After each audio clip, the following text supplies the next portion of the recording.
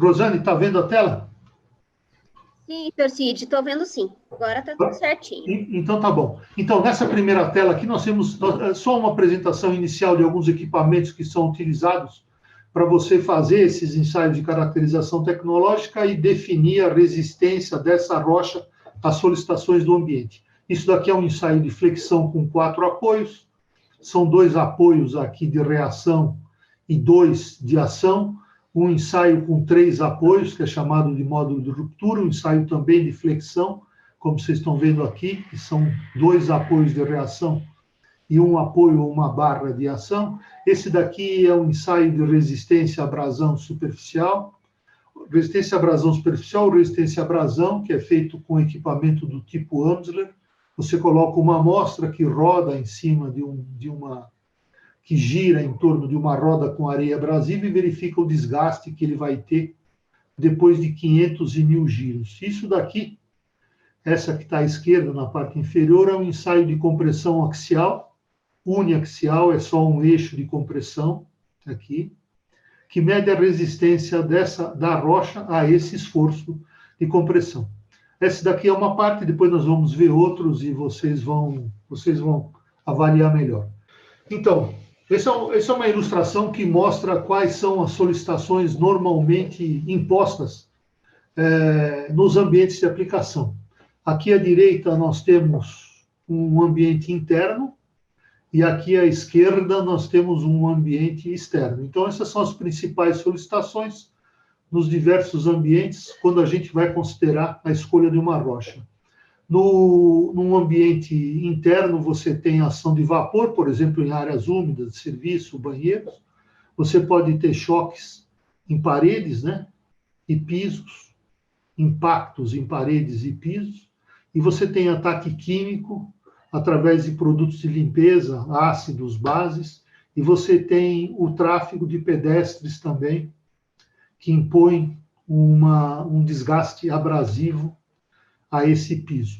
No ambiente externo, você tem uma quantidade maior de agentes que atuam agressivamente no seu revestimento, porque ele inclui todos esses agentes atmosféricos aqui, né?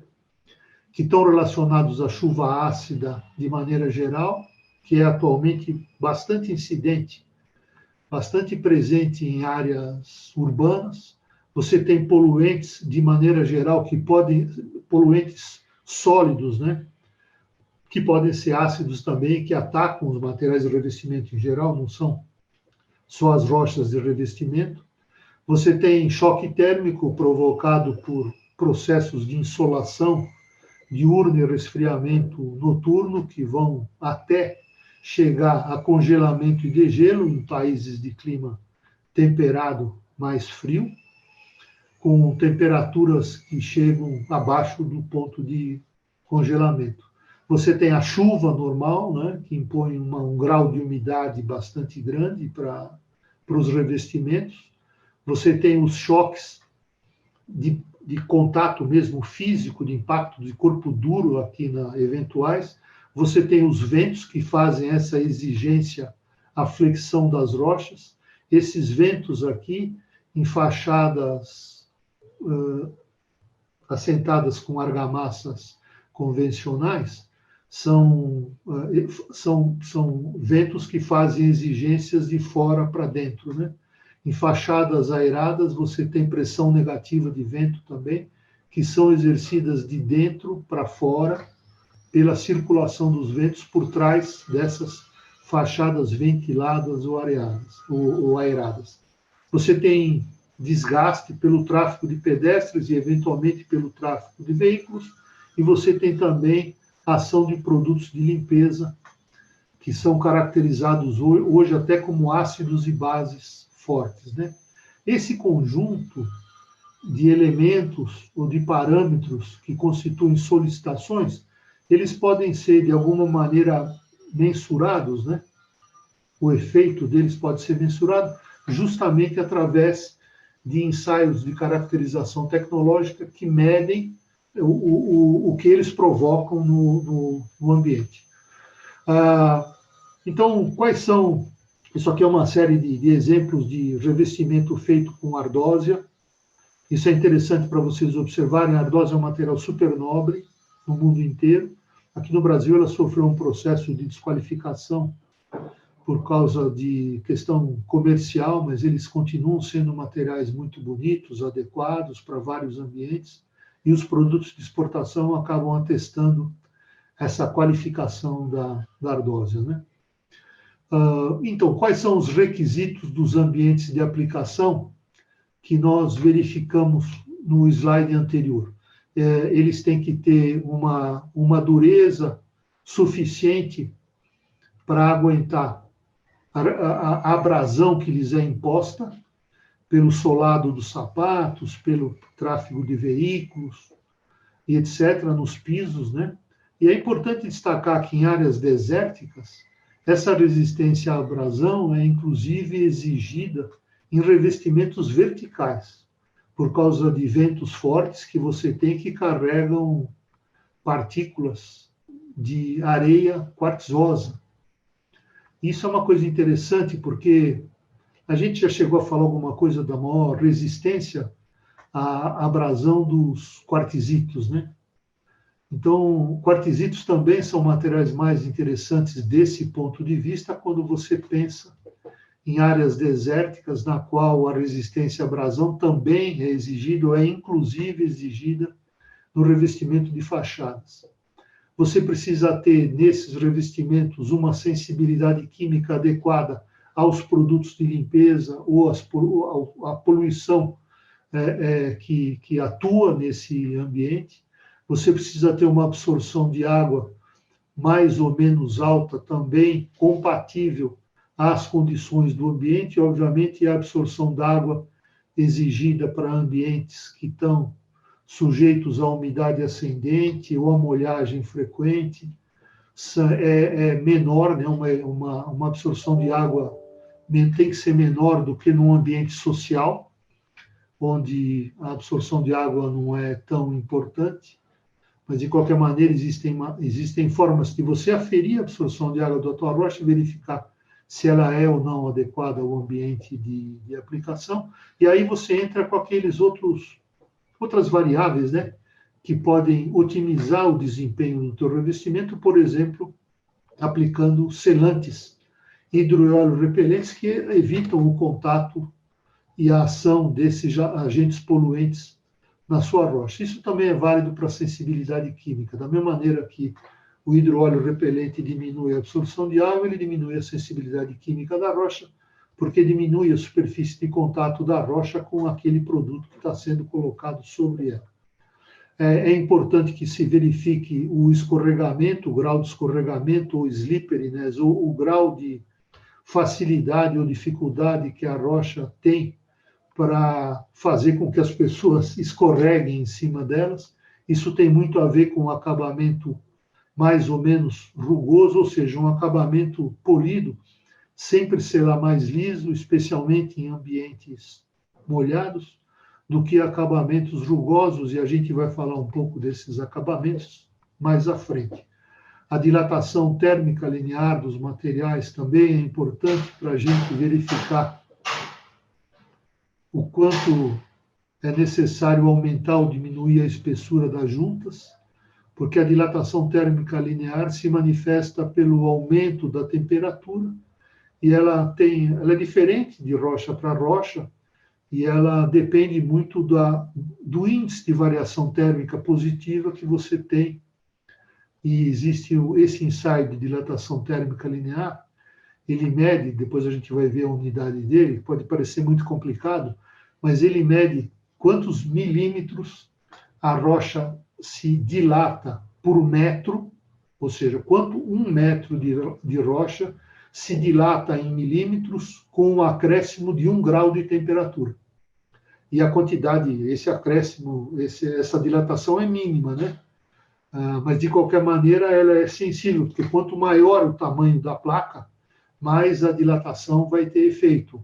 Se você pegar uma placa de meio metro ou de 30 centímetros de lado, a dilatação que essa placa sofre com a mesma variação de temperatura é bem menor do que a placa de 1 metro ou de 2 metros, onde o efeito da dilatação vai ocorrer sobre uma área maior, né? Nós temos que ter resistência ao fogo, e isso não é um aspecto tão importante para a rocha ornamental, apesar de que é importante, mas é importante para a gente, por exemplo, distinguir rocha ornamental de material rochoso artificial. Existem materiais rochosos artificiais, quartzo surface, que são feitos com resinas epoxídicas, que eventualmente pegam fogo, né? Então, essa é uma questão importante também para se discutir quando a gente pensa nos revestimentos, porque as rochas, de maneira geral, são absolutamente resistentes ao fogo, né? Elas são criadas naturalmente em condições de alta temperatura e o fogo normalmente não as molesta.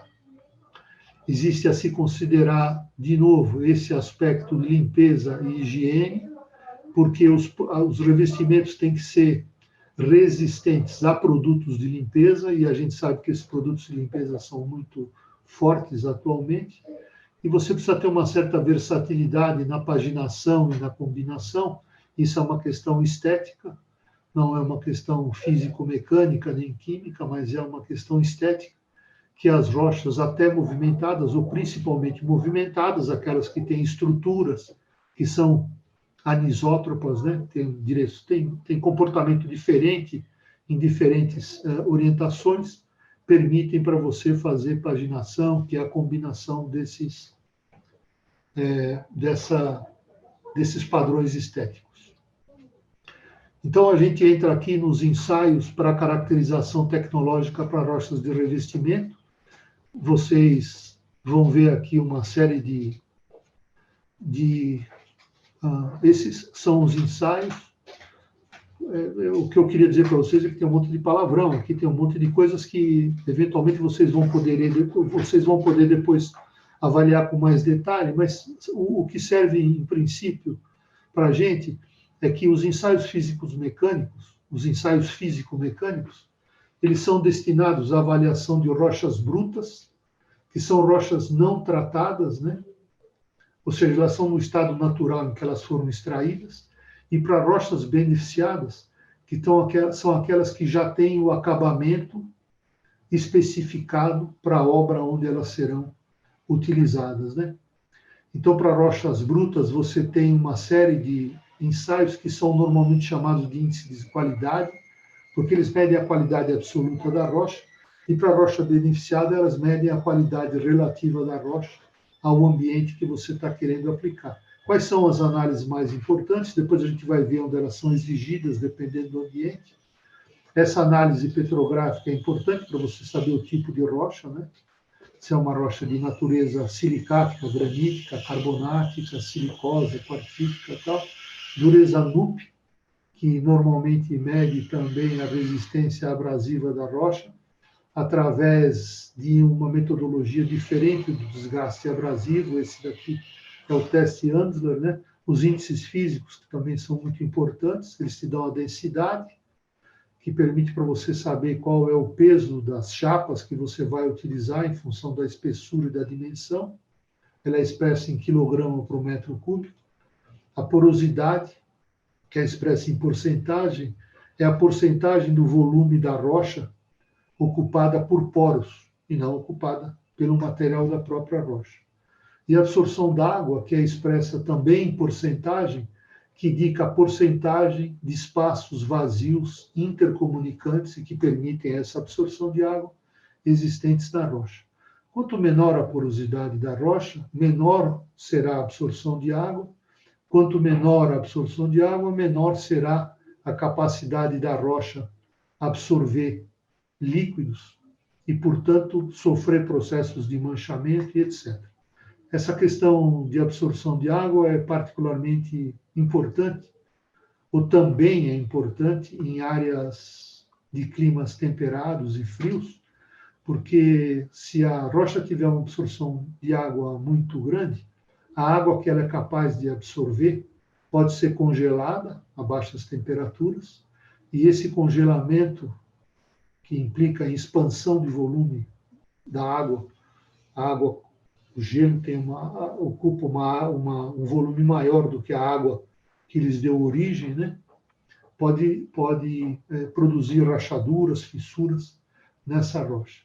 Esse é a capilaridade, que mede a capacidade da rocha tende a infiltrar líquidos, é um ensaio mais específico. Como eu falei para vocês, a dilatação térmica linear, que mede quantos milímetros uma rocha se dilata por metro linear a cada 1 grau centígrado de variação. Essa medida é expressa através dessa equação sobre 10 a terceira, dividido por 1000, ou seja, os valores são pequenos, mas se você pegar peças grandes, elas já são suficientemente expressivas para, por exemplo, você não recomendar junta seca, que é aquela junta onde uma rocha se encosta na outra, em paredes externas ou em ambientes externos, sujeitos à insolação, porque mesmo sendo muito pequena a dilatação térmica linear, se as chapas contíguas estiverem encostadas umas nas outras e não espaçadas com uma argamassa de rejuntamento flexível, elas não vão conseguir absorver essa dilatação e elas podem sofrer um processo de empenamento e quebra e assim por diante. O desgaste abrasivo é um índice básico, importantíssimo para você verificar a adequação da rocha ao tipo de piso, se é um piso de alto tráfego de pedestres, de médio tráfego de pedestres ou de baixo tráfego de pedestres. A compressão uniaxial, ela não tem mais nenhum sentido direto na medida em que as edificações deixaram de ser construídas com paredes de comportamento estrutural ou de função estrutural, né? Os revestimentos hoje não têm função estrutural. Então, a compressão uniaxial é uma medida da sanidade da rocha. Tem algumas rochas que têm uma compressão uniaxial maior do que outras e, por isso, elas são melhores, né? E, nesse caso, por exemplo, os índices físicos, a gente começa também a conseguir trabalhar com relação entre os índices físicos, porque quanto maior, por exemplo, a porosidade, maior a tendência da rocha diminuir a compressão axial dela. Então, até uma mesma rocha, né, que tem uma porosidade maior do que a outra rocha equivalente a ela, poderá ter uma compressão uniaxial, uma resistência à compressão uniaxial inferior. O módulo de ruptura, como eu falei, é uma medida de resistência à fricção em 3 apoios. Esse MPa aqui é megapascal, é uma medida de força, não interessa para vocês saberem agora, mas é uma medida de força, que mede o quanto você precisa fazer força em 3 apoios para romper uma placa dessa rocha. E você tem, depois, a outra que a gente vai ver, que é a resistência à fricção em si, que é para a rocha beneficiada. Tem o módulo de elasticidade, que também não é importante, é a capacidade que a rocha tem de se deformar antes de romper, quando submetida a movimentos aí. E tem propagação de ondas ultrassônicas, que servem para você verificar, principalmente em blocos, quando você tem descontinuidades mecânicas, onde as ondas ultrassônicas são quebradas, né? E você tem esses ensaios aqui para a rocha beneficiada, que é aqueles ensaios feitos para o material da forma como ele vai ser aplicado. Então, nós temos, né, flexão em 4 apoios, que eu mostrei para vocês. Nós temos o impacto de corpo duro. Esse impacto de corpo duro mede o efeito altura, em que um peso de 1 quilo acaba quebrando a rocha, rompendo a rocha, uma fatia da rocha, uma placa de rocha que está depositada em cima de um colchão de areia. Então, quanto mais alto, quanto maior a altura que ocorre esse quebramento, maior é a resistência da rocha a esse impacto de corpo duro. Escorregamento, tem o teste do pêndulo, tem vários testes que mostram o grau de escorregamento da rocha ou o quanto a rocha possibilita ou pode incorrer em escorregões e quedas das pessoas que estão transitando sobre elas, principalmente em superfícies molhadas, né? Você tem medição do brilho da rocha, é uma medida questionada, mas de qualquer maneira, em superfícies polidas, você pode fazer a medição do brilho através de diferentes medidas ao longo da rocha, que te mostram o grau de brilho que esse material polido acaba proporcionando para o usuário. E tem duas análises que eu vou destacar para vocês na sequência, a resistência a ataque químico e a resistência ao manchamento, que estão ficando cada vez mais importantes em função dos ambientes gerais, internos e externos, nas quais as rochas são utilizadas, né? Aqui são as definições de ensaios em rochas brutas e rochas beneficiadas, e aí a gente passa para frente. Esses são os ensaios de alteração acelerada de seus objetivos. Ensaios de alteração acelerada, ou de envelhecimento acelerado, ou de aging, como se chama em inglês, eles têm como objetivo de caracterizar o impacto desses agentes químicos de maneira geral, relacionados a produtos de limpeza, intempéries, poluição atmosférica e tudo mais, né? Então, você tem congelamento de gelo, você verifica o quanto uma rocha submetida a processos de congelamento e degelo, normalmente 50 ciclos de congelamento e degelo, perde de resistência quando são feitos ensaios antes do congelamento e degelo, por exemplo, de resistência à flexão em 3 apoios, 4 apoios, ou em resistência à compressão, e verifica o quanto esse congelamento e degelo perde, o quanto esse congelamento e degelo faz a rocha perder resistência, e o quanto esse congelamento e degelo, por si só, em função da absorção de água da rocha, pode promover alteração desse estado físico da rocha por causa do processo de expansão e contração da água. Choque térmico mede também os mesmos efeitos quando você submete a rocha a diferentes condições de temperatura, normalmente aumentando. Exposições à atmosfera salina simula os ambientes litorâneos em faixas costeiras. Saturação e secagem é a mesma coisa, você submete uma rocha a ciclos, a processos constantes, a vários ciclos de saturação de água e secagem para ver o quanto ela se ressente disso aí. Em temperismo artificial, você simula a exposição ao interferismo por ciclos de umedecimento e secagem em câmaras de condensação de névoa, em condensação de água, né? De radiação ultravioleta. Resistência ao intemperismo, a gente tem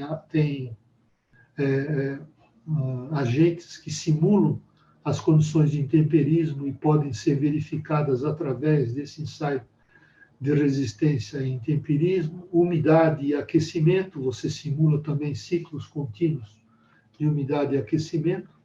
Tem outros ensaios de simulação de eflorescências efetuados através de imersão parcial ou total de uma amostra da rocha numa solução ácida de ácido sulfúrico, e pode ser imersão parcial ou total. Um ensaio com produtos de limpeza que mede resistência dessa rocha ao ataque químico de diferentes produtos de limpeza, e manchamento, como eu falei. E aqui a gente tem, por exemplo, a descrição de um ensaio de resistência ao ataque químico com as substâncias que são utilizadas como reagentes para atacar a rocha, a classe de reagentes que esses reagentes aqui simulam, né? Produtos químicos domésticos, produtos para tratamento de água de piscina, ácidos e álcalis de alta e baixa concentração. E aqui a gente tem os exemplos de produtos, né? Esse cloreto de amônio simula produtos de limpeza, hipoclorito de sódio simula desinfetantes, alvejantes, água sanitária.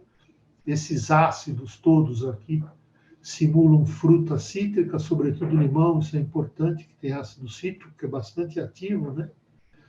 Cervejas, refrigerantes e iogurte através do ácido lático, o ácido acético, que é o ácido do vinagre, o ácido clorídrico, que está contido em produtos de limpeza, e ele é referido como ácido muriático, e o hidróxido de potássio, também utilizado como reagente no ensaio de resistência ao ataque químico, que reproduz alguns tipos de sabões aí, né? Então, essas coisas acabam sendo importantes, principalmente para quem atua na área de design de interiores ou que se envolve com ambientes na qual essas coisas acabam se tornando relativamente críticas ou importantes, porque envolvem produtos que são alimentícios e não alimentícios, que são manuseados nos ambientes onde essas peças de revestimento, que não precisam ser piso e parede só, podem ser peças de decoração e várias outras, que nós vamos ver, inclusive, são aplicadas, né? Esse é um outro ensaio interessante também, que é a resistência ao manchamento. Ele reproduz produtos culinários e não culinários utilizados para normalmente manuseio doméstico, né? Então, esse ensaio, que é feito com várias rochas ou com uma rocha só, aqui você tem um reagente, né? E aqui você tem várias rochas, onde esse reagente é aplicado. Aqui você tem um conjunto de reagentes que está sendo utilizado. Esses reagentes incluem café, refrigerante, ketchup, maionese, mostarda, óleo de cozinha, vinagre, vinho tinto, como produtos culinários. E produtos não culinários, massa de vidraceira, e vocês precisam saber que massa de vidraceira é um veneno para qualquer revestimento, não é só rocha ornamental, não. A massa de vidraceira tem uma alta capacidade de impregnação na rocha. Óleo lubrificante automotivo, solução alcoólica de iodo, óxido de cromo em óleo leve, óxido de ferro em óleo leve, tinta de caneta esferográfica, que é outro veneno também, e tinta hidrográfica. Então, a gente verifica qual o efeito dessas substâncias colocadas sobre a rocha. É um teste bastante prático, intuitivo e simples, que mostra o quanto será importante, por exemplo, você aplicar hidro e óleo repelentes, ou seja, selantes, nessas rochas, para se minimizar o efeito de alguns reagentes ou de alguns produtos que poderão causar manchamento em cima dessas rochas. Obviamente, como a gente sabe, as rochas são diferentes umas das outras, elas podem ter reação diferentes a esses produtos. Então, como regra geral, mesmo em ambientes internos, quando você não considera pisos e paredes, mas em ambientes internos, onde esses produtos são manuseados, e aí eu destacaria pias de cozinha, coisas do tipo, né? É sempre interessante se promover a impermeabilização, a selagem da rocha com hidroóleo repelente. Esses hidroóleos repelentes são impregnantes e normalmente não produzem nenhum tipo de alteração estética, cromática na rocha, e permitem a proteção dessa rocha e maximizam bastante a durabilidade da rocha e etc. Eles têm que ser reaplicados de tempos em tempos. Esses tempos são variáveis de produto para produto, não é uma aplicação que pode ser feita de 2 em 2 ou de 3 em 3 anos. Normalmente isso é indicado pelo fabricante, pelo fornecedor do produto. Que horas são agora, né? Então, e aí, em função disso tudo que nós falamos, né, quais são os tipos de rochas sugeridos ou mais recomendados para ambientes externos, né? A gente, nesses ambientes externos, nós podemos ter pisos, onde predomina o tráfego de pedestres, podemos ter pavimentos, onde predomina o tráfego de veículos, e nós podemos ter paredes, né, que são aquelas superfícies verticais, assentadas com argamassa convencional em edificações com 1 a 3 pavimentos, né? Aqui vocês têm as solicitações mais comuns para cada um desses ambientes. Aqui vocês têm as características a serem observadas, né? Eu não vou falar sobre todas elas.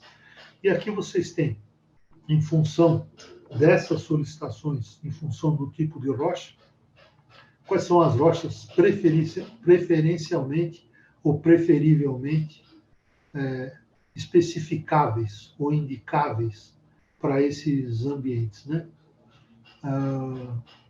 Seriam quartzitos, granitos, ardósias, mármores e etc. Aí depois vocês consultam essas listagens aqui e vem aquilo que mais interessa. De maneira geral, né, o que você precisa observar é o seguinte: quanto mais desgaste abrasivo esse piso ou esse ambiente é submetido, mais a rocha precisa ter resistência ao desgaste abrasivo, e aí a gente sabe que existe uma gradação progressiva de desgaste abrasivo de quartzito até mármore, ou seja, os quartzitos têm alta resistência a desgaste abrasivo, granitos, que são uma rocha intermediária, que também contém bastante quartzo, são rochas que têm uma resistência intermediária alta a desgaste abrasivo, e os mármores, que são materiais constituídos por calcita, dolomita, ou seja, por carbonatos, têm uma resistência menor a desgaste abrasivo. Isso tem que ser observado em função do nível de desgaste abrasivo exigido por pisos de médio, baixo e alto tráfego, né? Tem a questão da umidade também, para a gente observar e verificar se é necessário ou não a aplicação de hidróleo repelente. Tem a questão, se você tiver um piso elevado, por exemplo, você precisa observar a questão da resistência à flexão, para eventualmente engrossar, aumentar a espessura da placa que vai ser usada nesse revestimento de piso elevado, ou então a aplicação de resinas com telas ou até superfícies plásticas, né, que permitem melhorar o desempenho da rocha em termos da sua resistência à flexão. Aqui são tipos de rochas sugeridos para pisos residenciais e ambientes internos, né? As principais solicitações são aquelas de água, umidade e dos produtos de limpeza, ação dos produtos de limpeza. Aqui são as sugestões, praticamente todos os tipos de rochas e acabamentos são possíveis, né? Porque as solicitações são pequenas, são menores do que em ambientes externos. E aqui são os tipos de rochas sugeridos para pisos em estabelecimentos comerciais e em ambientes internos, e aí você já precisa verificar em restaurantes, hospitais e indústrias algumas características particulares, porque existem solicitações também particulares desses ambientes, as características a serem observadas e os tipos de rocha que são mais recomendados, né? Em função em função da maior sensibilidade dos mármores, das rochas carbonáticas em geral, a ataque químico e a menor resistência, né, a produtos de limpeza, normalmente o que se recomenda para esses ambientes são granitos, quartzitos, que têm maior resistência abrasiva, maior resistência ao ataque químico, né? Podem ser, de qualquer maneira, também impermeabilizados ou selados para melhorar, inclusive, o seu desempenho quanto à absorção de água, e isso são coisas que a gente pode observar. Existem alguns detalhes, né, que depois a gente pode, por exemplo, em restaurantes, balcões de padarias, restaurantes e bares, é muito importante fazer a impermeabilização da face. Sempre quando eu falo impermeabilização, existe uma diferença entre impermeabilização, que é normalmente pelicular, superficial, e a selagem, né, que é feito com produtos impregnantes, penetrantes. Então, em restaurantes, em balcões, tal, é sempre importante que se faça essa selagem da superfície para evitar, com hidróleo repelente, impregnante e tal, com esses selantes, né, para se evitar a impregnação de gordura onde as pessoas encostam mãos, braços, essas coisas. Eu acho que vocês já tiveram a oportunidade de ver em alguns estabelecimentos desse tipo, áreas que são manchadas nos locais onde as pessoas se encostam, né? Encostam os braços e tudo mais. Então, isso é importante. Em hospitais, também é importante verificar, além da sensibilidade a a umidade, a higienização do ambiente, a produtos de limpeza, é interessante observar se essa rocha que você vai aplicar não tem cristais quebradiços na sua superfície. Isso é muito comum no caso de granadas. Granadas maiores são aqueles minerais vermelhos que muitas vezes pontuam as rochas graníticas em geral, porque esses minerais quebradiços eles podem se quebrar e ser arrancados por escarificação, por quebra desses minerais. E cada lugarzinho onde esse mineral pode se quebrar e ser escarificado, um pedacinho dele ser escarificado, você produz um pequeno orifício que tem tendência a acumular sujeira e que, de alguma maneira, prejudica aquilo que é exigido nos hospitais, que é a dispersão a dispersão de doenças, aí, problemas de infecção hospitalar, essas coisas todas. Então, esses pequenos detalhes, eles podem ser observados, não são complicados, eles podem ser observados a partir de uma leitura, de um estudo mais atento que se faça, por exemplo, na nova bula, na bula, para verificar quais são as variáveis mais interessantes para a especificação das rochas em diferentes ambientes. Também do ponto de vista dos ambientes e dos ensaios que são mais importantes para a especificação da rocha, né? Aqui nessa figura, a gente tem os ambientes de aplicação e os parâmetros tecnológicos recomendados para se definir a adequação da rocha. Aqui nos ambientes de aplicação, a gente tem pisos discriminados em internos e externos. Os internos são áreas de molhagem eventual, ou seja, pisos internos secos, pisos internos molhados, baixo tráfego, alto tráfego, baixo tráfego, alto tráfego, pisos externos, baixo tráfego, alto tráfego, paredes internas e externas, internas secas e molhadas, da mesma maneira que aqui nos internos, os pisos secos e molhados, e as bancadas internas, secas e molhadas, e bancadas externas. Para cada um desses ambientes, você tem um conjunto de ensaios que normalmente são recomendados para se verificar adequados ou não àquilo que o ambiente está exigindo. Esse número aqui de 1 até 9 está explicitado aqui na tabela de água. É a resistência a desgaste abrasivo, absorção de água, resistência à flexão em 3 apoios, flexão em 4 apoios, impacto de corpo duro, dilatação térmica linear, compressão inercial, abrasão superficial e coeficiente de atrito. E que horas são agora? 10h55, senhor Cid. Tá bom. Fala. Nós temos uma pergunta da Gláucia. Gláucia, se você quiser abrir teu microfone e fazer a pergunta, na verdade, ela para interagir um pouco com a gente também, ela pergunta se o mármore bege Bahia é adequado para áreas molhadas, tipo bancada de cozinha ou banheiro. Ele pode ser, sim, adequado, não nas suas condições naturais. O mármore bege Bahia, Gláucia, obrigado pela pergunta. O mármore bege Bahia é um material carbonático, que, como a gente sabe, ele é mais susceptível, né, digamos assim, a ataque químico, ele não é muito resistente à abrasão, e, portanto, ele precisa ser melhorado, o seu desempenho precisa ser melhorado através de alguns artifícios que são absolutamente convenientes. Um deles é fazer, a gente vai ver depois aí, estucar a superfície do mármore bege Bahia, ou do travertino bege Bahia, para se tampar aqueles orifícios que são característicos dos materiais dos travertinos, né? Isso é uma coisa. E a outra também fazer a impermeabilização do mármore bege Bahia. Nesse caso, ele assume as condições necessárias para você aplicá-lo tanto em áreas úmidas quanto em áreas secas. A mesma preocupação se você tiver áreas úmidas com umidade ascendente, ou seja, umidade que vem de baixo para cima no piso, né?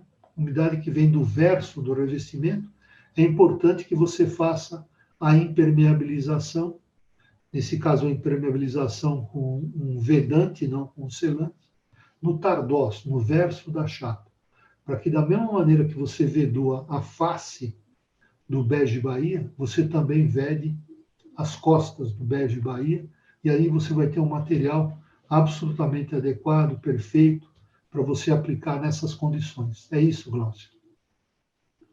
Pessoal, fique à vontade para abrir os microfones para falar com o Sr. Cid aqui, tá? Daqui 5 minutos a gente vai sair para um intervalinho, mas se tiver perguntas a gente já esclarece. A Valéria Campos está perguntando qual produto usa para essa impermeabilização de mármores. Então, né, também de novo eu vou falar da bula, né? A nova bula apresenta no final dela um conjunto de produtos que são fabricados e distribuídos no Brasil por empresas sérias, sólidas, de atuação nacional e que proporcionam essa proteção do selante sobre superfície de rocha.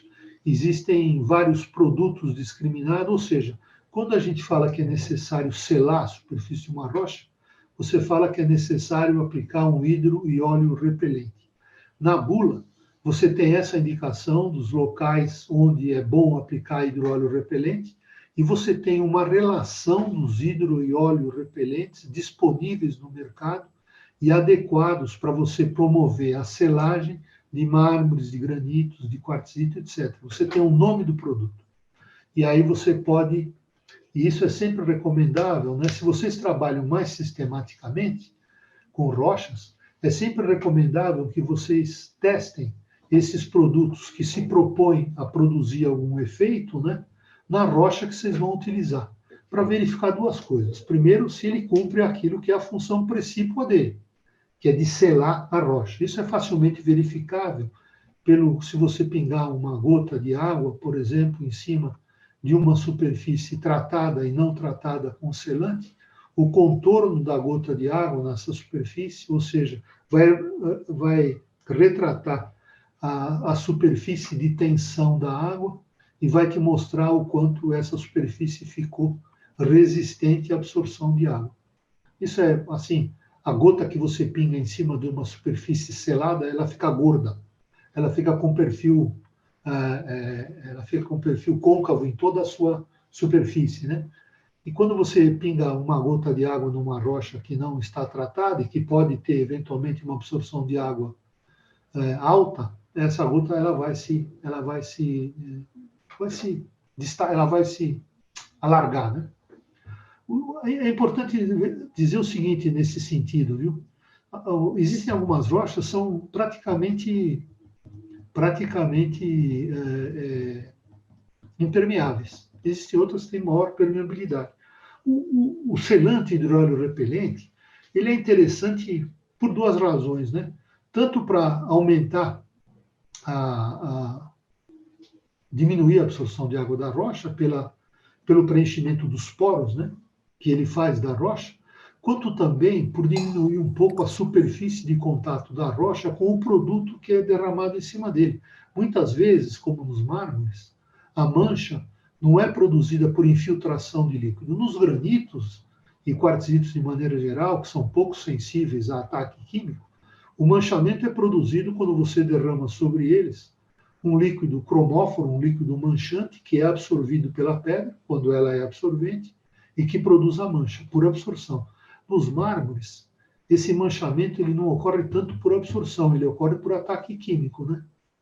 O produto hidro e óleo repelente, no caso da absorção, ele funciona porque diminui a absorção, e também funciona no caso do ataque químico, porque ele diminui a superfície de contato da rocha com aquele produto que é derramado em cima da rocha, né? Então, assim, o uso de selantes bons, né, que sejam adequados para a sua rocha, tal, está se tornando cada vez mais importante para a gente utilizar material rochoso natural em revestimentos de maneira geral, principalmente em balcões, essas coisas todas. De qualquer maneira, só voltando, costumo falar muito, né? A bula tem os melhores produtos hidro e óleo repelentes, a gente acha, disponíveis no mercado brasileiro para compra. Esses produtos normalmente são discriminados pelos fabricantes quando mais interessantes para granitos, para mármores, para quartzitos, e tem várias finalidades. Perguntaram agora há pouco sobre o mármore bege Bahia. Existem produtos que já estão disponíveis no mercado para fazer a estucagem dos orifícios, das aberturas, né, que existem no mármore bege Bahia, quando essas rochas já não vêm estucadas lá do produtor. Elas podem ser estucadas, elas podem ser polidas, e como eu falei, é sempre interessante a gente impermeabilizar, além de estucar, passar selante em cima do bege Bahia, e na parte de trás dele, passar um impermeabilizante, que também tem indicação na bula. A bula tem indicação no seu final, é uma coisa que a gente poderia analisar agora, mas depois ela vai ser, esses produtos eles vão ser apresentados nos aplicativos de seleção de produtos, como eu falei, de assentamento, rejuntamento e proteção. Você tem toda a relação dos produtos mais indicados para você fazer a aplicação do próprio revestimento, o rejuntamento e a proteção em termos de argamassas flexíveis, argamassas impermeáveis, argamassas que permitem melhorar o desempenho do revestimento. É isso. Dr. Cid, essas bulas estão nos catálogos também? Não. Lá no catálogo, o catálogo não é o termo, né? Você lembra, Rosane, a gente está chamando esse trabalho grande, que é um volume, que está apresentado no site da... vários catálogos. Uhum.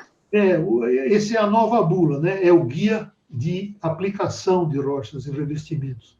Esses aplicativos que eu estou falando são guias de especificação de rochas para revestimentos e um guia de seleção de produtos de assentamento, rejuntamento e proteção para os revestimentos. Então, são 3 guias para especificação de rochas, cada um deles cumprindo uma certa finalidade, mais relacionados à especificação de rochas e que levam em conta o ambiente de aplicação e as características tecnológicas da rocha, que serão mais ou menos adequadas para esses ambientes, e o outro é de seleção de produtos para você fazer a aplicação da rocha. Ou seja, são produtos que melhoram o desempenho do revestimento em função das características desse ambiente de aplicação. Assim, a gente acha que esse material, que vai estar disponível daqui uma semana também no site, ele já está pronto, e ele vai estar disponível daqui uma semana, nós provavelmente teremos oportunidade, até com vocês mesmos, até com a própria BD, de fazer uma live, um webinar, como a gente quiser chamar, para mostrar esses aplicativos de especificação de rocha e de seleção de produtos de assentamento, para a gente até para a gente mostrar para os profissionais o que a Birrochas preparou de material técnico, porque se a gente não mostrar, eles entram também no site e veem um monte de coisa e ficam meio perdidos. Então, se a gente dá uma explicada do que é cada material para que eles já baixem com o nome próprio, eu acho que facilita bastante. Viu, senhor muito, porque assim, é difícil às vezes, precisa mostrar mesmo, Rosane, é muito mais lógico, né, você mostrar esses produtos, esses materiais, que, se bem manuseados, o nosso objetivo, a nossa intenção, o nosso desejo é que isso aí melhore justamente a comunicação, né, entre os usuários de rocha ornamental e os fornecedores, de tal maneira que todo mundo se sinta mais seguro para comprar rocha, para aplicar rocha e tudo mais. E assim, tanto a nova bula, que é esse livro, né, digamos, esse livro, que contém o texto e fotos exemplificando aplicação, especificação, um monte de coisa, é uma base de referência importante para consulta. E não, assim, eu diria para vocês que não é uma coisa para você ficar lendo de noite, eu vou ler tudo. Até pode fazer isso aí, um pesquisador pode fazer. Mas é muito provável que, se você tiver, por exemplo, questões como essa que a Gláucia fez e que outras pessoas fizeram sobre mármore bege Bahia, sobre onde encontrar esses produtos, lá na bula você encontra. Quase tudo que diz respeito a esse tipo de dúvida, o que fazer, como fazer, aonde fazer, com revestimento, a bula responde. Se você for lá no sumário, você vai ver A bula realmente é uma fonte de informação grande e poderosa para responder essas questões. E assim, se você for ler, pessoas que não são especialistas, né? Eu, por exemplo, sou geólogo. Eu sou o autor, um dos autores da bula. Então, eu sei mais ou menos do que ela trata, onde ela trata, como ela trata. Agora, para pessoas não especialistas, para você fazer uma leitura da bula, assim, é meio chato, sabe? Porque fica parecendo ficção, né? Ficção de uma coisa que você não quer saber. Técnico, né? Demais, deve ser técnico demais, eu não vi. Agora, Sr. Cid, e o aplicativo? O que tem nesse aplicativo? Tem alguma coisa técnica ou é mais aquela parte de você projetar com mármore e fazer essa simulação? O aplicativo é uma espécie de rota. Você, através desse aplicativo, você joga primeiro o tipo de rocha que você vai utilizar. Por exemplo, na especificação de rocha, né? Esse aplicativo você joga no teu aplicativo o tipo de rocha e o tipo de ambiente que você vai utilizar essa rocha e várias outras variáveis, e ele vai te conduzindo para a resposta que você quer. Que tipo de rocha utilizar, como você precisa utilizar e essas coisas todas. É uma coisa que você vai respondendo individualmente a cada pergunta que o aplicativo te faz e ele conduz a resposta que você quer. Esse aplicativo já está pronto? O senhor sabe me dizer? Porque aí eu vou ver com o Felipe aqui. Eu sei dizer porque fomos nós que fizemos na Abrochas também. Né? A Abrochas, ela teve a felicidade de fazer, nesses últimos tempos, 2 produtos, teve a felicidade não, a oportunidade de fazer 2 produtos que a gente acha importantes. Um a Nova Bula e outros são esses aplicativos. A Nova Bula já está pronta e apresentada, mesmo que apenas em PDF, no site da Abrochas, através do link que a gente vai passar para vocês agora, inclusive, no final dessa apresentação, e os aplicativos de especificação de rocha e de seleção de produtos de assentamento também já está pronto e vai ser disponibilizado rapidamente, talvez essa semana ainda, no site da Abrochas. E aí, os aplicativos é aquilo, seria interessante que nós fizéssemos, tão logo eles estivessem disponíveis, uma apresentação para a ABD, para ver como é que você usa o aplicativo. Você vai ver que é muito interessante. Você e as outras pessoas vão ver que é muito interessante, porque é simples, viu? Você vai apertando as alternativas que o aplicativo te oferece, ou te coloca, e você vai chegar na resposta que você quer. Maravilha, Sr. Cid. Eu acho que esse tipo de informação é bem importante, inclusive. Legal, muito bem.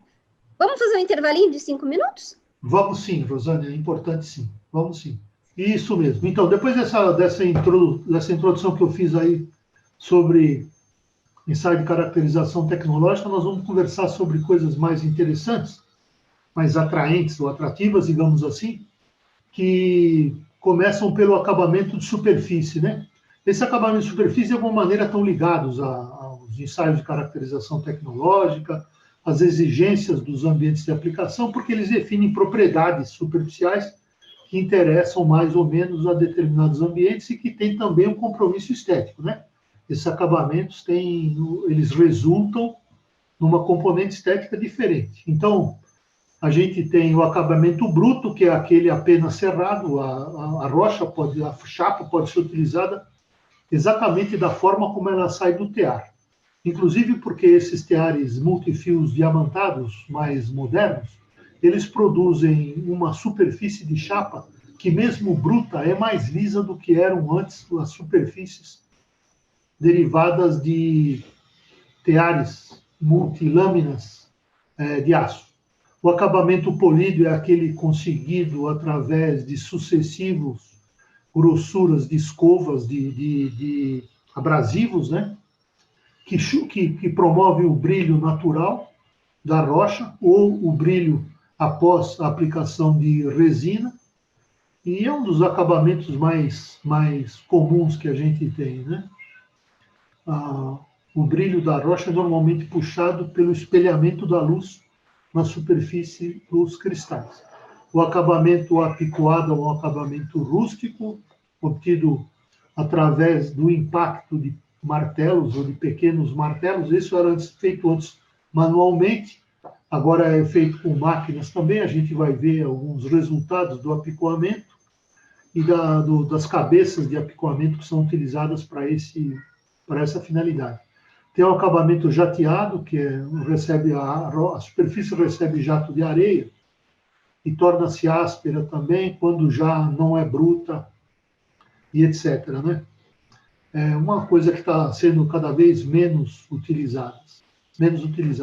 O acabamento levigado é aquele que está a meio caminho entre o bruto e o polido. Você aplica algumas cabeças abrasivas, de abrasivo mais fino, até mais fino, mas a rocha fica opaca e com acabamento, fica opaca, lisa, mas não chega a puxar brilho. E ela ainda fica ligeiramente antiderrapante. Tem o acabamento flameado ou flamado, que é produzido através de bicos de acetileno, com jato de chama, que é produzido por crepitação de minerais da superfície da rocha, principalmente o quartzo, e que produz um tipo de superfície também característica do acabamento flameado. O acabamento escovado, que é um dos mais recentes e mais interessantes também para se verificar, porque ele produz uma textura rugosa, mais acetinada, rugosa e acetinada do material, que é muito interessante como efeito tátil, né? Esse acabamento é produzido por diferentes durezas dos minerais e dos materiais constituintes da rocha. Então, os minerais ou faixas que são menos abrasivas ou que são mais moles, elas são mais profundamente desbastados pelas escovas, né? E as outras que são mais duras, mais resistentes à abrasão, ficam como relevos positivos, vocês vão ver exemplo. O acabamento cristalizado implica na aplicação de um produto superficial depois de um piso aplicado, no qual você quer puxar um pouco o brilho e a resistência ao risco. O hidroacabamento é um acabamento mais novo, que permite você texturizar, tanto quanto o acabamento a laser, texturizar a superfície da rocha e produzir muita coisa que embute já uma noção de design, né? Nós vamos ver alguns exemplos disso aí. Denise, só um minutinho. Não está mexendo a página. Aqui de novo. Não? Não. Vai, perdão. Pronto. Então, e aqui, pessoal, a gente tem os tipos de acabamento aplicáveis em função do tipo de rocha, né? Aqui a gente tem os tipos de rocha e aqui a gente tem os tipos de acabamento que a gente referiu antes.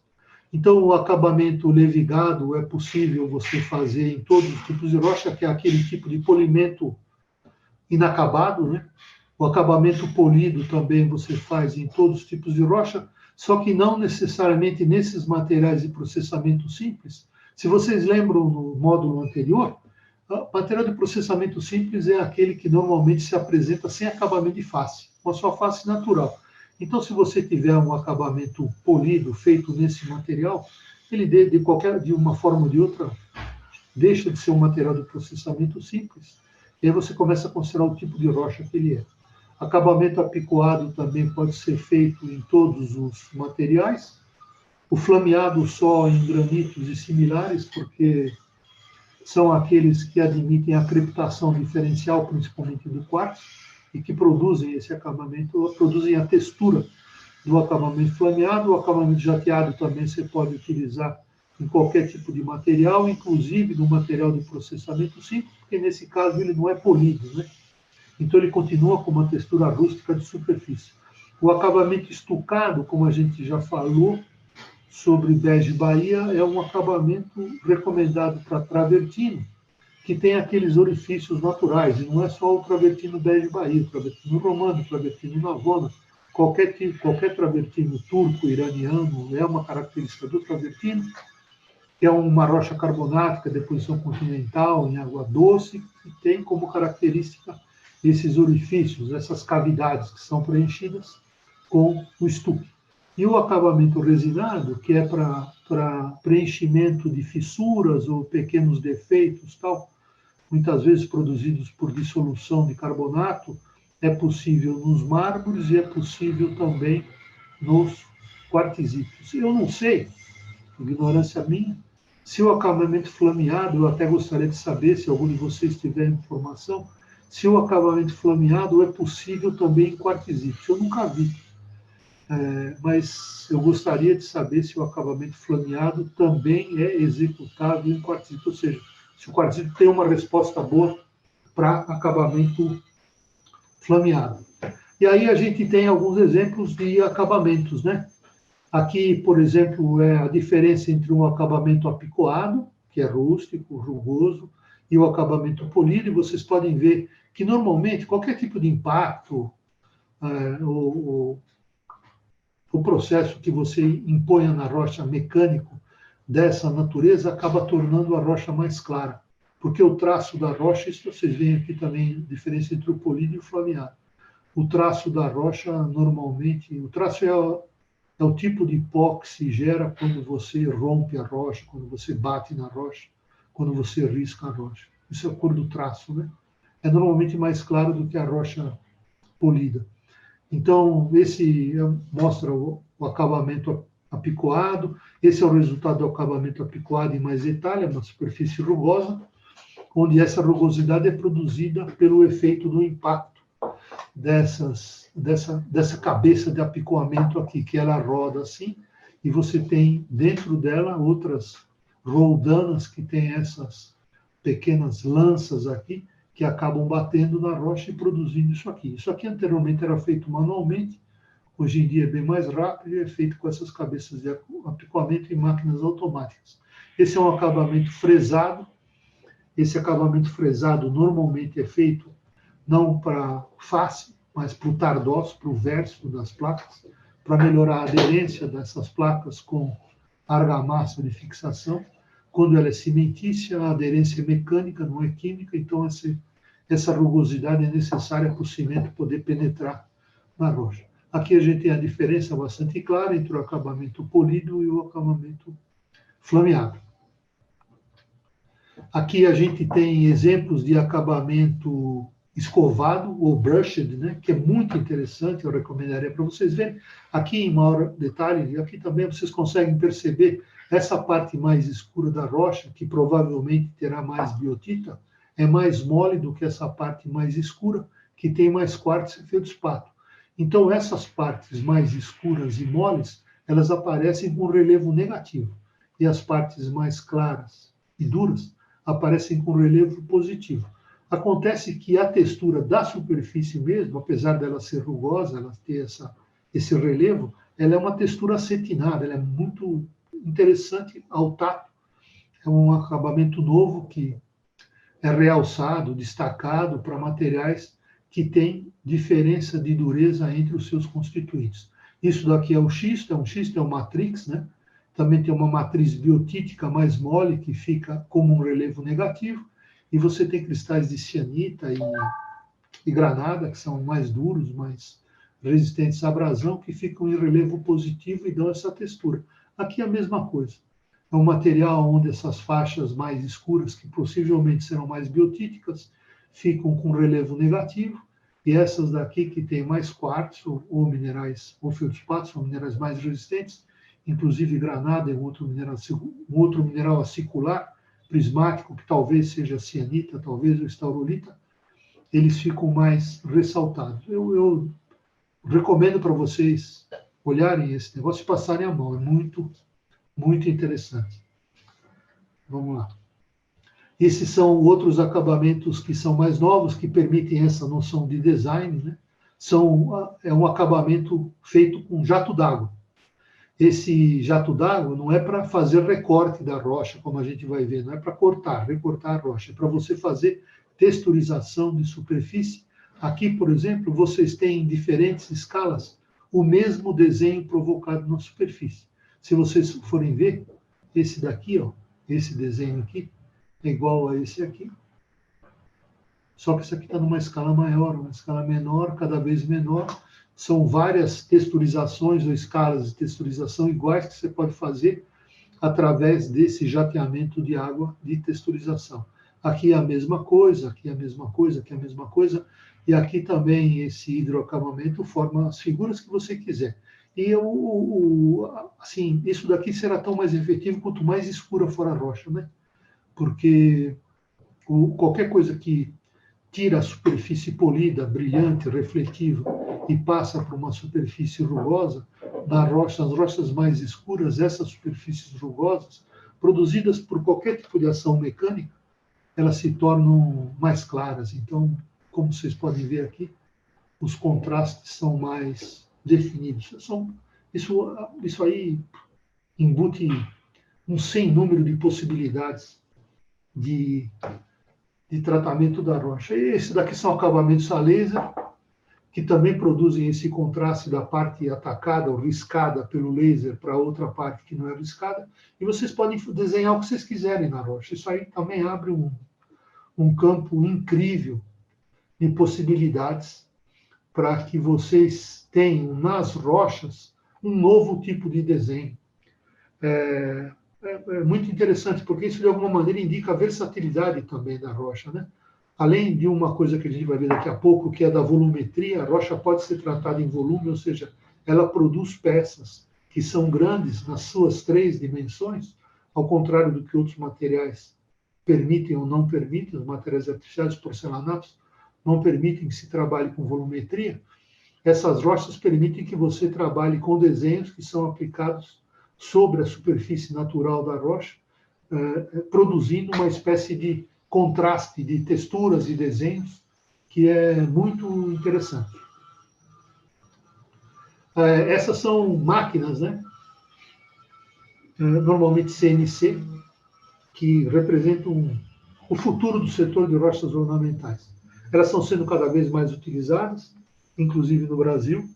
O Brasil já tem um parque instalado razoável, pode melhorar muito ainda desses equipamentos CNC, que são aqueles que eu falei que o Lutson Zampiroli conhece muito bem, faz programação de CAD, 3D, etc., e que representam uma parte importante, inclusive para nós conquistarmos uma expectativa nova e grande que nós temos de exportar produto acabado, para atendimento direto de obra no exterior.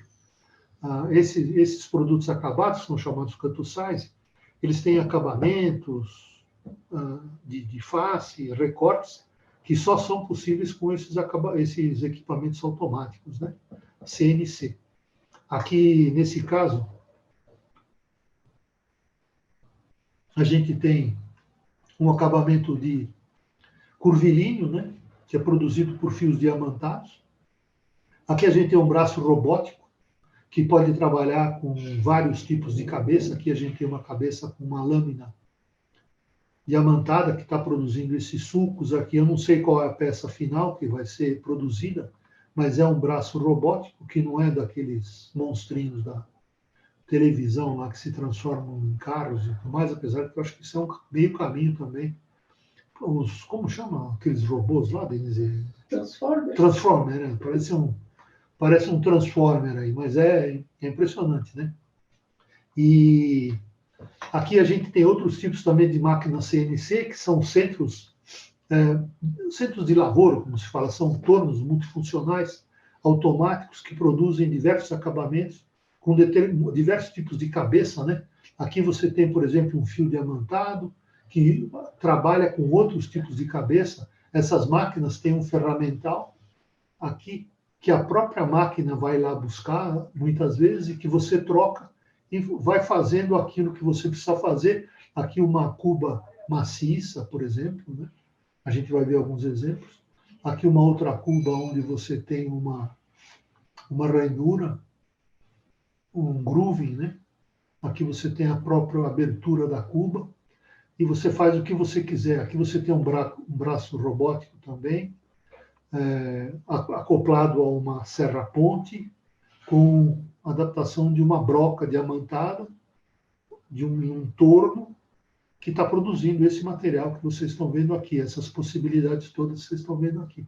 Esse daqui é um que usa jato d'água, nesse caso está usando jato d'água e produzindo esses sulcos aqui, que são necessários, por exemplo, em rebaixos italianos, etc. E esse daqui que eu já tinha mostrado, que também está produzindo uma cuba monolítica. Esse também é design com jato d'água, com produtos que são recortados pelo jato d'água. Eles não são produtos feitos por texturização de superfície. Eles são recortados por jato d'água e permitem composições desse tipo de mosaicos, esse tipo de materiais assim perfurados, né? Que antes era impossível você pensar numa coisa desse tipo. Isso aqui são todas imagens obtidas em feira, isso aqui numa feira da China, isso aqui é numa feira da Itália, mas de qualquer maneira você pode produzir peças, são peças montadas, onde cada um desses elementos é produzido individualmente a partir de uma chapa, com o desenho determinado pela programação da máquina, né? Aí vocês veem aqui a variedade de coisas que podem ser produzidas com esse design de jato d'água para recorte de peças. Essa daqui também é uma espécie de superposição de superfícies, né? Ou seja, vocês, imaginação é que manda, as possibilidades são infinitas. Aqui também é design com jato d'água, com recortes, né? É como você produz figuras de mosaico, de várias formas geométricas, como você quiser considerar, figuras perfuradas ou vazadas, assim, desse tipo, também com design, mesas também com essas aberturas, que aqui eu acho que são borboletas, né, com diferentes graus de abertura de asa, esse daqui também, ou seja, a Rocha, com esses equipamentos, se tornou muito versátil e perdeu aquela noção de peso. Ela não é mais uma coisa pesada, é uma coisa leve. Ela pode ser feita em pequenas espessuras, com colmeias, com telas atrás, e permitem para você trabalhar muito. Essas coisas aqui, eu acredito, elas são muito mais visíveis em feiras internacionais, onde esses equipamentos estão bem expostos, onde obras com design, com desenhos especiais estão mostradas. Assim, seria muito interessante, apesar que eu não sei quando é que elas vão voltar, visita a essas feiras mundiais, a Cover nos Estados Unidos, que é uma feira de referência, onde as empresas brasileiras todo ano participam com o apoio de recursos financeiros da Apex, que é a agência de promoção de exportações aqui no Brasil, a feira de Xiamen, na China, né, que é a maior feira do mundo hoje, onde o Brasil também participa, e a Marmomac, que é a feira por excelência para vocês verificarem os avanços tecnológicos e essas obras que embutem um caráter de design mais expressivo, né? A feira Marmomac, a feira da Itália, a feira de Verona, é uma feira de design de rochas ornamentais. Muito interessante, porque aí vocês veem, vocês podem ver, eu espero que vejam ainda, porque eu não sei quando é que essas feiras presenciais vão voltar, mas de qualquer maneira, mesmo se elas forem virtuais, vocês vão poder verificar. É que a rocha é uma coisa muito interessante para se ver, fisicamente, para se pisar nela, para passar a mão na superfície rugosa, para a gente sentir a textura das superfícies, por exemplo, com escovadas, né, brushed surfaces, né, tudo. É muito legal. As rochas, elas mudaram completamente com essa tecnologia. Elas assim multiplicaram N vezes a sua natureza. Elas se desdobraram, a rocha se desdobrou, uma rocha se desdobrou em várias rochas, em vários produtos, em vários materiais. Isso é muito interessante da gente observar. Esse é um corte com jato d'água, eu vou mostrar para vocês como ele atua. Basicamente, esse é um recorte, é uma máquina de corte e recorte com jato d'água, que estava mostrada numa feira e que mostra várias pecinhas aí sendo trabalhadas. Isso aqui é a cabeça de jateamento, isso aqui é o corte que ela está provocando na rocha de uma bicicleta. E, assim, isso aí ela está cortando uma bicicleta e você pode colocar a figura que você quiser aí em cima. Essas são o resultado também da aplicação, principalmente de jato d'água, mas de maneira geral das máquinas multifuncionais, que são essas cubas monolíticas. Eu acho que uma boa parte delas, inclusive, são obras do Lucian Zampiroli.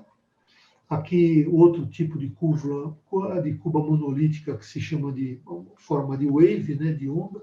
Mas vocês veem a versatilidade que as rochas assumiram, inclusive, para você trabalhar com volumetria, que não é possível com os materiais artificiais, né? As rochas... Cid. Oi, sim. A Ardal perguntando se no Brasil é usual o corte por jato d'água nas rochas ornamentais. Repete que eu não ouvi direito, Rosana. No Brasil, é usual o corte por jato d'água nas rochas ornamentais? Eu não diria que é usual ainda, mas ele já é. Você já tem máquinas de jato d'água em algumas marmorarias, em algumas empresas que fazem beneficiamento primário. Assim, o uso dessas máquinas multifuncionais, inclusive um jato d'água, elas constituem uma nova onda, um novo período, um novo ciclo que o Brasil está começando a explorar agora da utilização de rocha ornamental, inclusive necessária, porque a rocha ornamental ela precisa ser reinventada o tempo todo, né?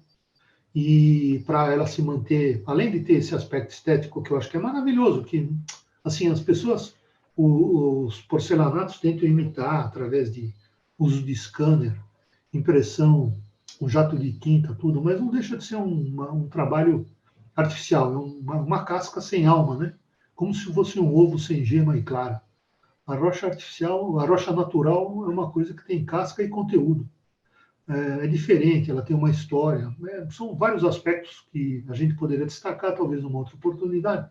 Mas, enfim, as rochas precisam ser constantemente reinventadas. E essas novas tecnologias permitiram que você reinventasse a rocha, colocando-as de várias outras maneiras. Essas cubas monolíticas aqui, elas poderiam ter sido feitas e foram feitas manualmente, assim como foram feitas esculturas belíssimas de Michelangelo e tal. Só que hoje é possível que você faça isso numa escala industrial que permite muito mais acesso, né, da rocha ornamental dessa forma para muito mais gente.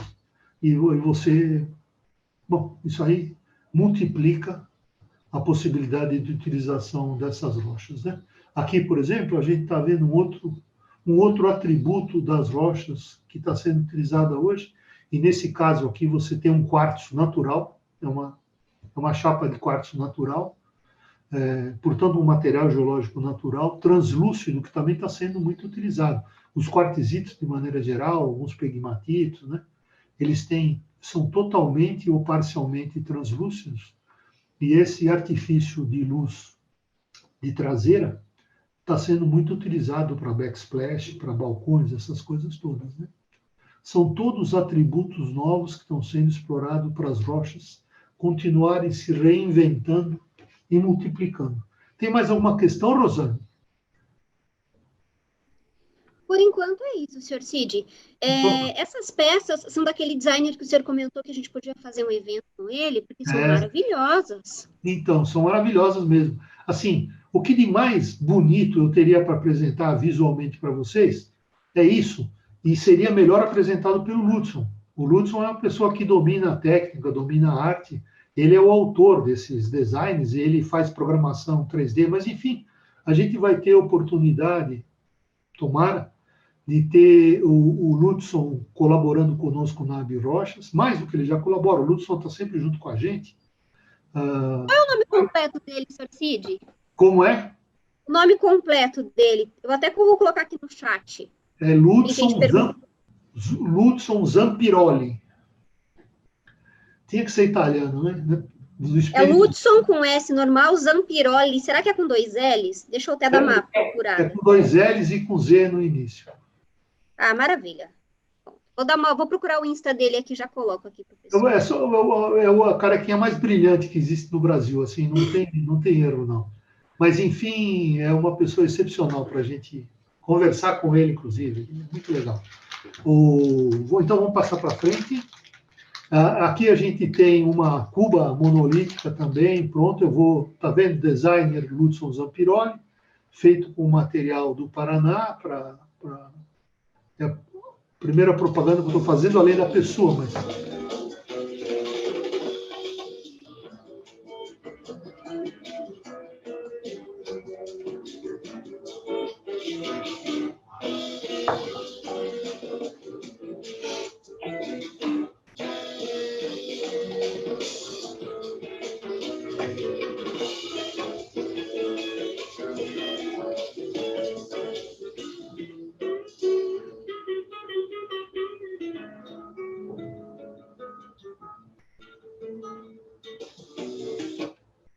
É isso. E assim, aqui a gente tem outros acabamentos também. Esse acabamento aqui, design de superfície com relevo 3D, essa peça ondulada é feito com fios diamantados paralelos que se movimentam, fazendo essas curvas e que cortam a rocha com esses aspectos aqui curvilíneos, né? Esse daqui, ele tem uma superfície, um desenho maior, impresso na rocha, que dá essa noção de volumetria, e tem uma impressão menor, que são essas espécies de grooving, ou de fresas, aí, de frisos, né? Que dão uma textura diferente na rocha. De qualquer maneira, o que vocês podem perceber, estou sendo repetitivo, mas é que a rocha se reinventou e ela está sendo apresentada de novas formas, por causa como as novas tecnologias, e isso beneficiou muito o Brasil, ela se somou à riqueza da rocha em si para somar, né, o design da própria rocha, o desenho da própria rocha, com esse desenho da forma, com essa escultura da forma possível com as rochas ornamentais. Esses são designs de superfície também com relevo 3D, eu acho que muitos deles do próprio Lutzon, não tenho certeza, mas assim, eu não tenho certeza se é do Lutzon, mas o Lutzon pode fazer essas coisas todas e faz essas coisas todas, né? São vários acabamentos de superfície que dão um caráter completamente diferente para aquilo que normalmente se entende como revestimento de piso. Piso não, obviamente não, mas de revestimentos verticais, né? Inclusive como peças que são como quadros, né? Você pode colocar uma coisa como um quadro, como a traseira da sua cama, na parede. Muito interessante, muito versátil isso aí. Isso são peças torneadas também, dá uma ideia do quanto as rochas podem ser versáteis na sua apresentação, né? Na sua reinvenção. Para cada uma dessas formas, você tem diferentes tipos de rocha utilizados e, portanto, a peça nunca se repete. Até numa mesma rocha, a peça nunca vai ser, por mais que o seu formato seja igual, a peça nunca vai ser igual a outra. E você pode fazer acabamentos interessantes, como os desse tipo aqui, que usam discos de serra para fazer esses cortes mais fundos, depois os cortes mais rasos, essa apresentação como se fossem superfícies quebradas, né? E assim, outra coisa interessante são essas banheiras monolíticas. Isso é mármore de Carrara, né?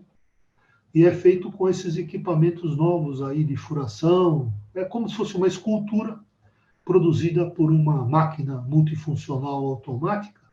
Aqui vocês imaginam, pelo tamanho do pé aqui dessa referência, né? O tamanho da banheira e o tamanho da peça que foi necessária, única, para se esculpir essa banheira.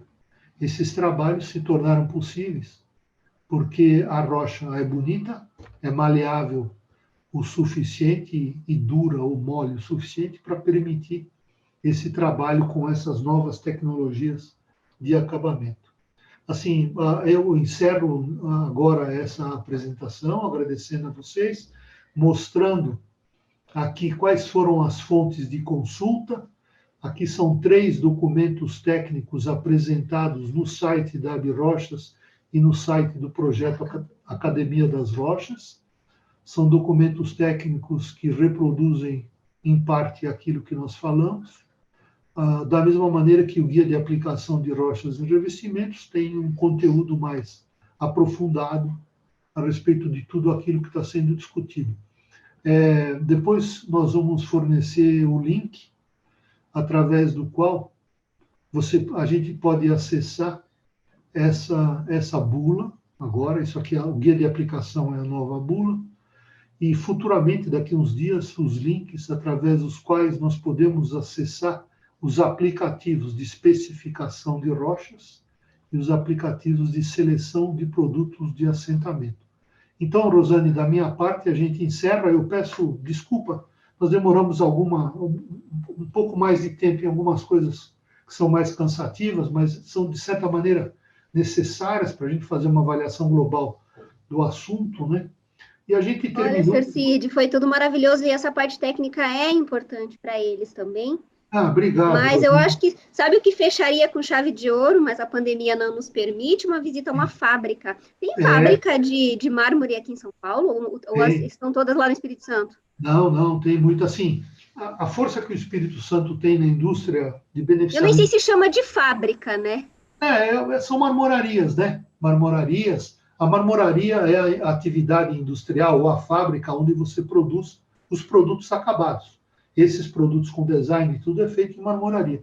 Existem marmorarias em São Paulo, a gente pode fornecer depois para vocês algumas que têm esses equipamentos e que são capazes de fazer esse tipo de trabalho. O Ludson mesmo é uma pessoa que poderia ser consultada para fazer indicações de visita em São Paulo, no Espírito Santo, no Paraná, em outros lugares onde ele já trabalhou, porque de fato, viu, Rosane, assim, tem um monte de coisa que a gente pode tentar mostrar, fotografia, texto, tudo, mas Sim, e ano que vem, ah, se sair a vacina da pandemia, para todos ah, saberem, o senhor Cid vai viajar pelo Brasil para fazer essas palestras. De repente, a gente já não faz essas palestras em marmorarias, porque o então, a senhor gente vai falando e já vai isso, mostrando. Vamos tentar casar para que o conteúdo fique mais rico, né? então, para você conferir mais palpabilidade para isso que a gente está apresentando, tem muita coisa que tem que entrar pelo pé, sabe, Rosane? Você precisa pisar no chão de fábrica mesmo.